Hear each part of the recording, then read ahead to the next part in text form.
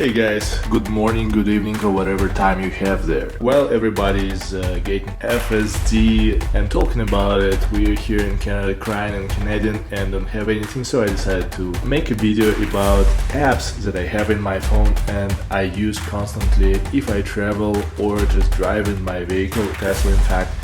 And this is a video about it, so must have apps for Tesla. Let's roll it out.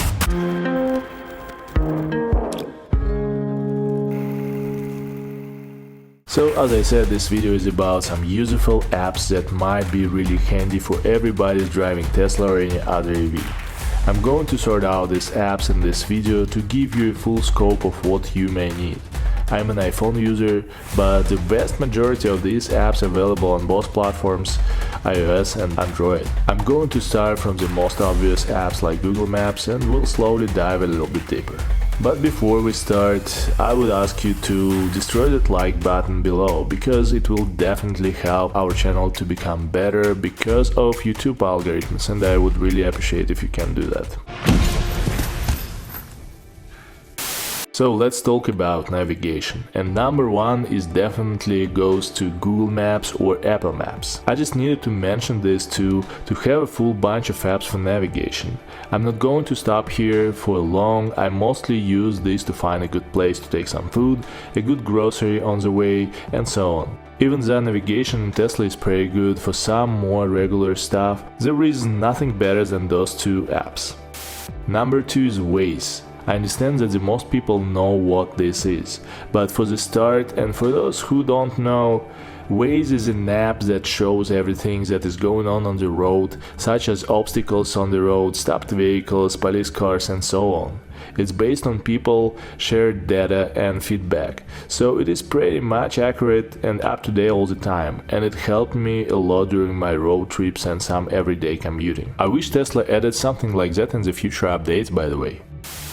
Number 3 calls a better route planner. If you are planning to get from point A to point B, it is best to use Tesla navigation. But if you are planning a road trip and it is relatively long, a few days or more, and there are some in the middle of nowhere areas, it is better to have something more hardcore. While Google Maps are trying to add some EV-friendly routes to their app, another app provides you way more information and allows you to plan your road trip way more precisely. It calls, as I said, a better route planner, and it began some time ago as a web service that calculates the energy consumption based on the model of your car, your route, altitudes, inclines, declines, and actually can give you better and more precise information than a regular Tesla navigation. The service is free, but it has a premium account that you can use or ignore depending on your needs. I'm using a free account, by the way, and it is great and helpful app that I used a lot during my road trips. Highly recommend it, and it's definitely a must-have app. During any long driving or a road trip, we need to always think about where we're gonna charge. And it's usually not a problem for Teslas, especially, going from a supercharger to a supercharger, but sometimes we really need to find a level 2 charger to get some juice at some places in some circumstances. For that matter, I use 3 different apps. Number 1 is PlugShare. This is the most recognizable and famous app for everybody who's driving EVs. People know it and love it. For instance, I absolutely love the enormous database of this app has in regards to electric chargers, their availability, comments and community support that's growing around this app and so on. However, I found something slightly better.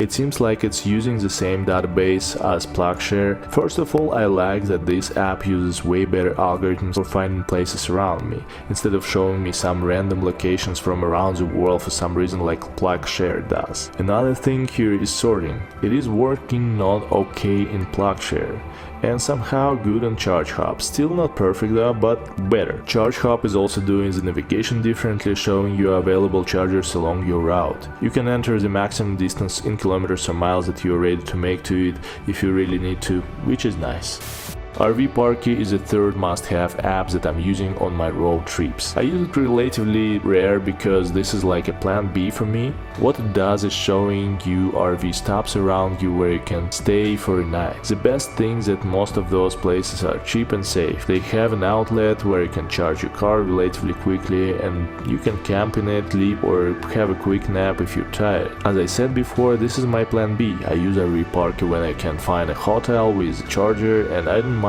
camping in my Tesla for a night, which I love. Another bunch of apps that I'm using belong to the most popular electric chargers networks across Canada and the United States. I'm not going to review them all, but they're all the same.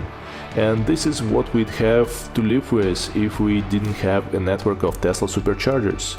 I personally registered in every single one of them just in case. Because when you need to charge your car and you need to do it right now and it's cold, windy and raining snow outside just from above onto your head and there is no quick internet connection and you need to sign up and you get the idea. I prefer to get prepared. However, I must say that 100 times out of 100 I would pick a Tesla Supercharger to any other network. Also, I have another couple of apps that I find very handy and useful. Number one is Powersense. Powersense is an app showing you an off-peak time the cheapest way for charging at home. Electricity bills in Ontario are something to consider, and to be honest, it is all pretty expensive to ignore. So if I can save some money on it, why wouldn't do that? This app is working only in Ontario though, but I'm pretty sure that the most of provinces in Canada or states in the United States have similar apps available in App Store.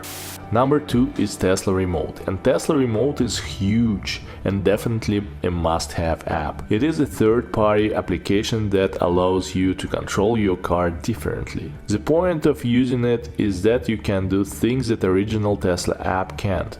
For instance, it can work with Siri and it allows you to control more aspects of your car with your voice. Hey Siri, read my schedule. You have 25 appointments at 7:15. At least more than the original Tesla app allows you to. At the start, it will ask you for your Tesla credentials and you need to enter your login and password. The app uses the Tesla token for authorization and it is pretty secure at this point. So you might ask, hey man, but there are plenty of apps that can do that. What's the point? There is one more thing that makes this app very special. You can use it with shortcuts, and it opens almost unlimited possibilities for those who know how to use the Shortcuts app. So far I used it in a most simplistic way and made my frunk useful. I opened with my phone just by touching it. And by the way, this is a massive topic to discuss for this video. I will probably make a follow-up if you're interested, so don't forget to subscribe to not miss it. So this is it guys, I hope you found this video useful and we'll see you in the next one. Peace.